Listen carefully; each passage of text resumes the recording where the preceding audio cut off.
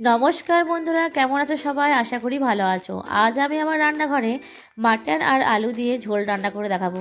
Mutton আলু দিয়ে ঝোল রান্না করার জন্য আমার লাগবে পেঁয়াজ, টক দই, জিরে গুঁড়ো, ধনে গুঁড়ো, মিট মশলা, কাশ্মীরি লঙ্কা গুঁড়ো, লাল লঙ্কা গুঁড়ো, রসুন বাটা, আদা বাটা, শুকনো লঙ্কা, তেজপাতা, গরম মশলা, সামান্য চিনি, লবণ, হলুদ, সর্ষের তেল, আলু আর লাগবে মাটন।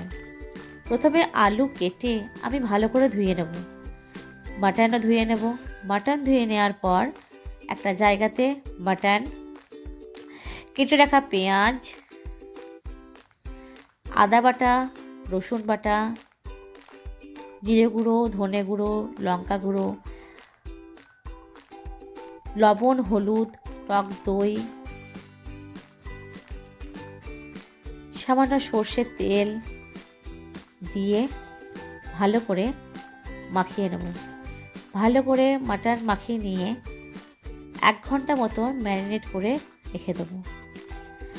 1 ঘন্টার মতো ম্যারিনেট করে রাখলে সমস্ত মশলা মাটনের মধ্যে ঢুকে যাবে, তাতে মাটন খেতে টেস্টি হবে।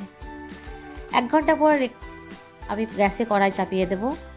গ্যাসে কড়াই চাপানোর পর সর্ষের তেল দেব। সর্ষের তেল গরম হয়ে গেলে কেটে রাখা আলু কড়াইয়ে দিয়ে দেব। তার মধ্যে সামান্য হলুদ, লবণ দেব। হলুদ আর লবণ দিয়ে আলু ভেজে নেব। ভাজা হয়ে গেলে আলু তুলে নেব।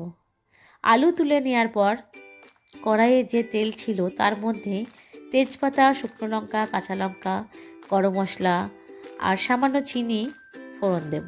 ফোড়ন দিয়ে আমি মশলাটি ভালো করে নেড়ে নেব।